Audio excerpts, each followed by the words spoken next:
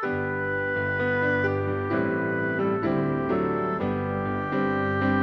morning.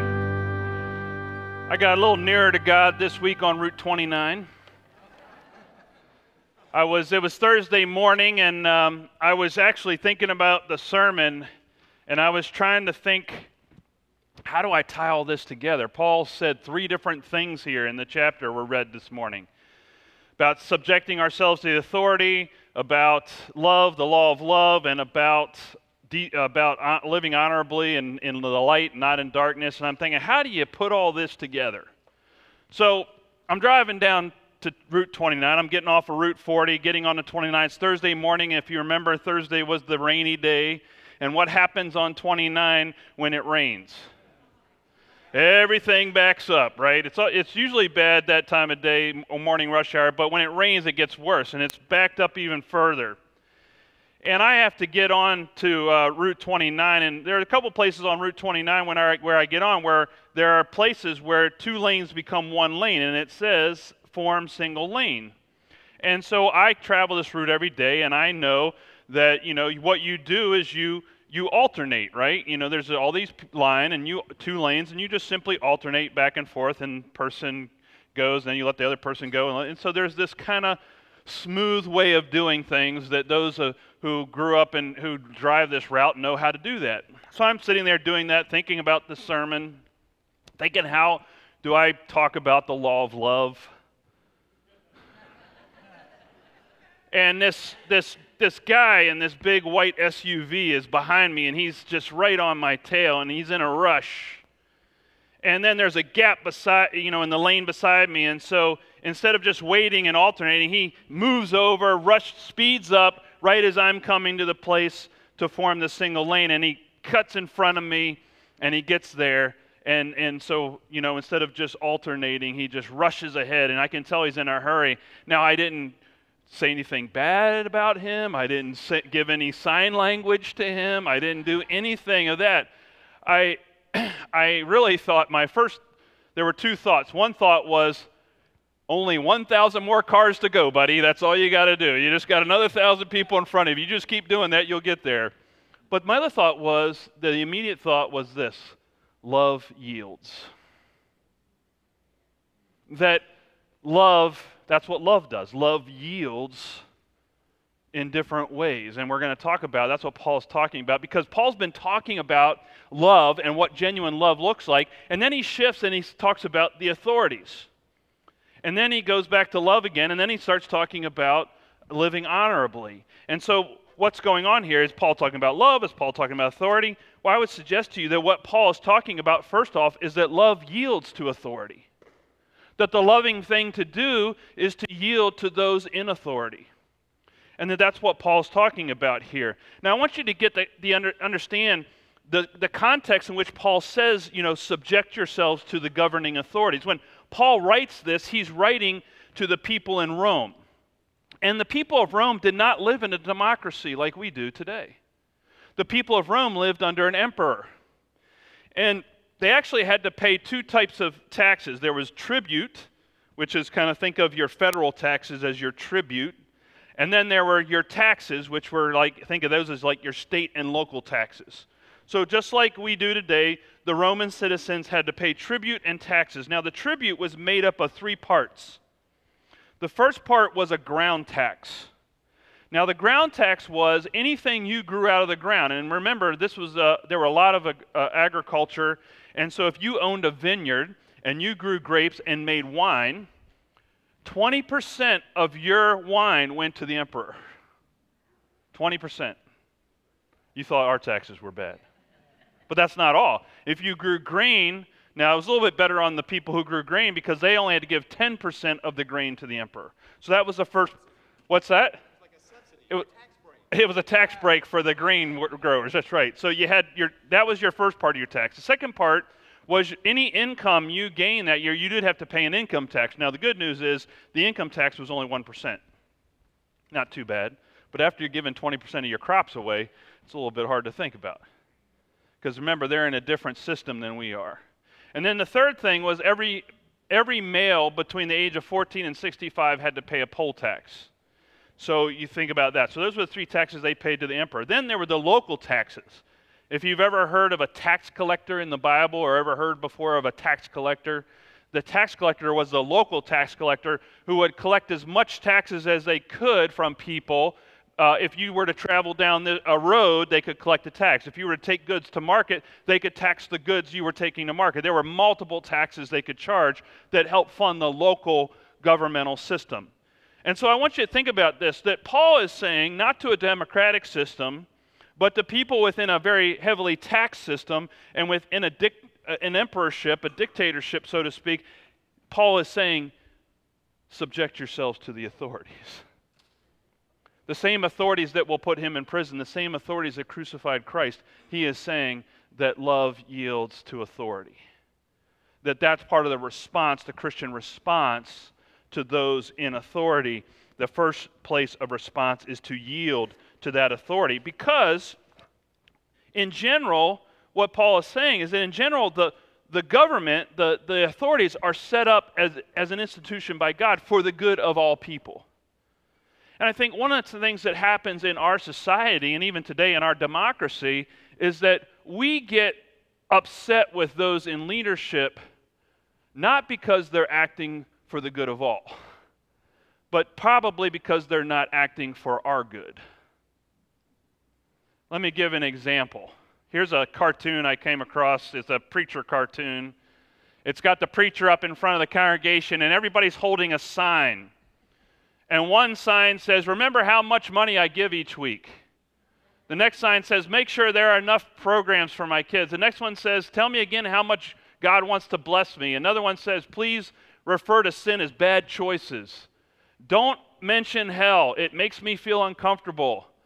Tell me how much I'm right. Only good news, please." So there's all the things. So what this is this is just a funny way of saying we all come with different expectations, right?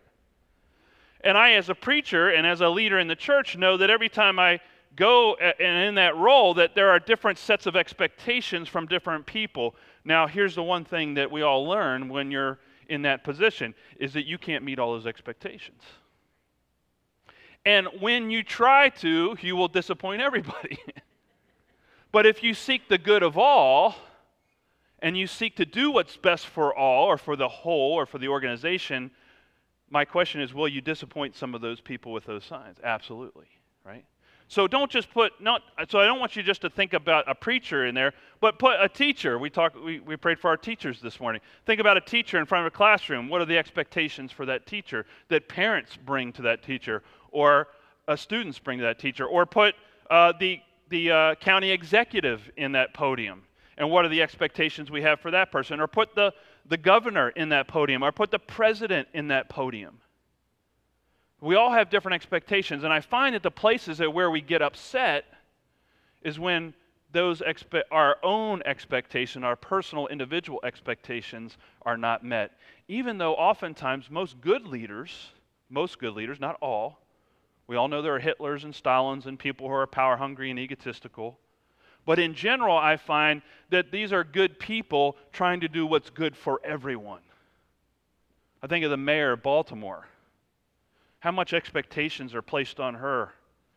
You know, I think about her and I see how weary she is, and I think about how much expectations are being put on her shoulders, and she didn't even create the problem. But she's got to do her best to fix it and to create better environment. But I can't imagine the weight of leadership on her shoulders. What she needs is not our criticism as a leader. As one leader speaking to others who looks at another leader, I would say she doesn't need our criticism, she needs our prayer. And that's what Paul would suggest, that we pray for our leaders. We do that here at Glenmar every week when we put it up on the screen. We ask people to pray for our leaders. And more importantly, leaders need encouragement, especially the leaders who are acting for the good of all. So Paul says, subject yourself, that love yields to good leadership. Love yields, even when it's possible to yield and subject yourself to leadership and authority, even when you disagree with some of the decisions that leaders make. And so we need to keep that in mind. I think we've kind of lost that as a society. We've lost some of our respect for leaders, presidents, governors, and so forth. So rethink about that. In fact, what would Paul say? How does a Christian respond? So pray about that. I'd say especially pray before you send that next chain email about some election that's coming up next year, or check your sources at least if you don't pray. So love yields to those in authority. Paul goes on, and really the heart of what Paul is saying here is in Romans chapter 13, verse 8. He says, "Owe no one anything except to love one another. For the one who loves another has fulfilled the law." I love this because I'm a person who loves to get out of debt. I love to pay things off and pay them off ahead of time. I love that our church is getting ahead on the principal on our indebtedness, on our mortgage. I love that. But I love this. Have you ever paid off a car loan or a mortgage or a credit card? Doesn't it feel good? Especially if you've been getting one of those high-interest credit cards that have been charging you 29% interest, and you pay that thing off. You're like hacking that thing up with a chainsaw in your backyard. You're so glad that thing's done. So you're so grateful to be out from under that debt, right? You no longer are burdened by that. What Paul is saying, there's one debt that you and I should never pay off, and that's the debt of love. The debt to love the other person. So think about this. Have you ever felt like loving somebody else is a chore? Or it's sometimes a burden, or it's sometimes something that choice to love somebody else can be hard to do? You ever feel that way about some folks? Yeah, all right, that's what I heard. I get an amen on that one. So think about loving them as being that debt. And that there are some people you will never love enough. That's what Paul's saying. There are just some people you can't ever love enough. But Paul says just keep loving them. No matter how difficult, no matter how stressful, sometimes we just keep doing our best to love them. It doesn't mean put up with all their stuff or all their bad behavior, but it does mean how can I continue to yield to their need, not to their want, but how do we continue to yield to the needs of others? That's what love does. Love yields to the needs of others. And what love does, Paul goes on and says, he actually mentions some different commandments out of the 10 commandments. He mentions 4 of them. And he says, if you're really doing that, if you and I are really viewing others that way, we don't even need commandments. We don't need the law anymore because we're constantly looking at the good, what is good, and what the other person needs. So, for example, he mentions adultery. If you're really loving somebody, when the temptation to commit adultery comes to a person, if they're truly loving, they're thinking about that person's spouse and the harm and the pain it would create in that family and in their life. And so the loving person would think about those things and say, I'm not going to do that. Or if a loving person would not steal, because a loving person would look at taking something from someone else and say, that could possibly do harm to that family or possibly do harm to that individual. If I take some of their resources away from them, they may need those resources for something that I'm not aware of. And so love looks to the need of the other. And when love is doing that, there's no law required. Because love is putting itself in the other person's shoes and not just thinking of itself.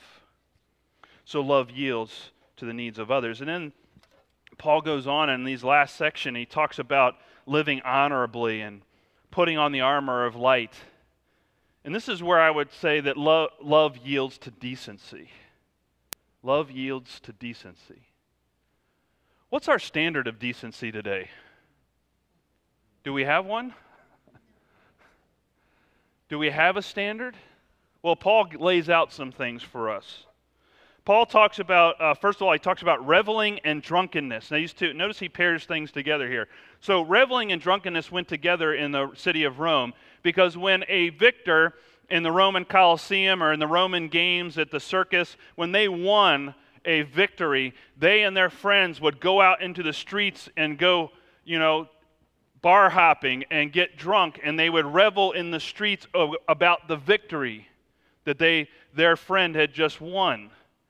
I want you to get the image of, how many, when college teams win a game, and it's a big game or a big upset, and then they go out into the streets, and they burn couches, and they flip over cars, and they get drunk. That's reveling and drunkenness. That's what it looks like today. But it's interesting, we haven't really changed very much since the Romans. That the Romans were doing this too. And so Paul's saying that's not the honorable thing. That's not the honorable response when we win. What happened to good sportsmanship? Then the other pair he comes up with is debauchery and licentiousness. Two big words that we use all the time, right? I mean, you go around, you just talk to everybody. Hey, you're being pretty debaucherous this week, I don't know, or licentiousness. Two big words that we find in the Bible we don't use in our common English language, but debauchery means forbidden bed. So he's talking about sexual sin, that to stay away from sexual sin, those forbidden beds. And then the licentiousness is feeling like you can do whatever you want to do, that you have a license to gratify your desires, that you're above it, and that there's no shame, that you're actually shameless. They're shameless. And that I've got a license to do whatever I want to do to gratify my desires. I was trying to think of a good example, and the only example I could think of was Miley Cyrus's music video, Wrecking Ball. That's a great example of licentiousness and being without shame. In fact, I would say to you, or ask another question, when's the last time you blushed? When was the last time you cringed at something you saw on TV or in a movie? What has happened to our sense of decency? Have we become licentious in our lack of decency? Have we kind of given ourselves a license to put up with all these things? Then the last pair Paul puts together is quarreling and jealousy. And don't these two things go together? Jealousy is not being content with what you have. Jealousy is wanting what someone else has and being jealous of them, whatever that may be, whether it be a relationship or possessions. So when I'm jealous or when I'm envious of that person's position or what they have, then I might begin to be quarrelsome about it because I'm jealous. So my quarreling is really a result of my jealousy. Take, for example, have you ever lost a board game or a card game and the other person wins? And instead of saying, great job, you did, good win, we might walk away in a huff, right? We might walk away mad because why? Because really we're jealous that they won and we didn't. And then how do we treat them? We become quarrelsome towards them, right? And so sometimes jealousy fuels our quarreling. And so Jesus through Paul is saying, don't be argumentative, don't be quarrelsome, don't be in jealousy, let jealousy take root in that. And he says to combat this, these are all signs of darkness. And to combat that, he says, put on the armor of light. And he goes on and he refers to the armor of light as actually clothing yourself with Jesus. So I want you to think about that image that Paul's given us. Next time, you lose a game, especially because the Ravens aren't playing so good after last night. So it might be a rough season for Ravens fans this year. I know it's going to be rough for Redskins fans. So think about that. So when my team loses, if I were to clothe myself with Jesus, how would I respond differently? Or when I see other things in movies, when I watch a movie, if I were to put on Jesus as I watch the movie, and would I cringe? Would I blush at times? Or maybe a better way to think about Jesus sitting next to you while you watch the movie. Maybe that's a better way to put it. See, because love yields to decency and honor what is honorable. So I was trying to think about this whole idea of love yielding. And how does this work in relationships? And how does this work in communities? And how does this work towards authorities? And this summer, my wife and I, we went kayaking. And so we had talked to other people about kayaking and, whether or not we should rent a single kayak, each of us in our single kayaks and go kayaking, or whether we should rent a double kayak. And, we have got some friends that have a canoe, and they call it the canoe of divorce, because every time they get in it, they want to end up divorced and what happens is they get in and one person wants to go one way and the other person wants to go other way, and really you have to cooperate, right? You've got to decide where you're going, and when you get two people in a boat that want to go different ways, that creates a lot of conflict. And so against other people's better judgment and wisdom that they gave us, we rented a 2-person kayak and went out into the marshes, and there's my wife in the front. I want you to notice that she is smiling. This is the beginning of the trip. No, I'm just kidding. But I asked her before we got the kayak, I said, "Are you sure this is okay?" And she said, "Yeah, we'll be fine." So we got out there, and really everything went smoothly. We were out there for about an hour and a half, 2 hours. We got lost a little bit, but we didn't blame. Nobody got blamed. We found our way back, and we made our way back, and we did all those things together, and we made it back. And we're kind of going back, and we can see the marina where we're putting the kayak back in, and we had been out there for over an hour and a half, and we're sweaty, and we're tired, and we've seen some beautiful things in God's creation, but we have had no conflict. And I said to my wife, I says, "I know if I had put someone else in the front of my kayak other than you, this wouldn't have gone so well." I think I can think of some other people that if I had put in the front of my kayak, that this would have been a different experience. So I asked her, I said, so what is it that made this work for us when other people told us not to do this? And she turned around with that smile on her face. She says, "It's because I trust you." And I thought, wow, great lesson, Matt.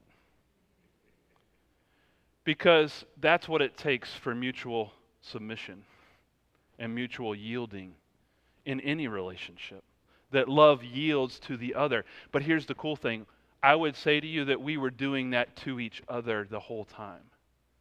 So how she was not only yielding to me steering the boat, but there were times when we would come up the splits in the marsh and I would say, "Which way do you want to go?" And then she would tell me, and then we'd most of the time actually go whatever way she wanted to go, even though I was steering the boat. So what was I doing? I was yielding to her as much as she was yielding to me. The other thing that was going on was that she cannot match my stroke. Another thing that happens is the person in the back is you stroking with your paddles, and you want to get in rhythm with each other and stroke at the same time. But guess whose job it is to stay in rhythm with the other person? It's not her job to stay in rhythm with me. It's my job to stay in rhythm with her. So she sets the pace. She sets the rhythm. And I think too often when we're in leadership or in the back seat, we're trying to set the rhythm or the pace rather than yielding to the pace of the person. There's no way she can see my pace. She can match my pace. Only I can match hers. And so what I'm suggesting to you is there's this idea of mutual yielding and mutual submission that was happening that made for a great ride. And here's the thing, folks. When we do that in communities, when we do that in relationships, whether it be leaders and followers or followers and leaders, or whether it be other people and their needs and our needs, when we're mutually submitting to each other's needs, or when we're constantly calling out the best in each other when it comes to honor and decency, when it's mutual, wow, things are awesome. And I think that's what Paul's pointing us towards. Not just one person or one individual yielding all the time, but yielding to each other mutually. Because really, ultimately, this is about trust, isn't it? And I'm not talking about trust in each other. I'm talking about trusting God. Do we really trust that God has given us these authorities and leaders for our good? It says that Paul said they are God's servants for good.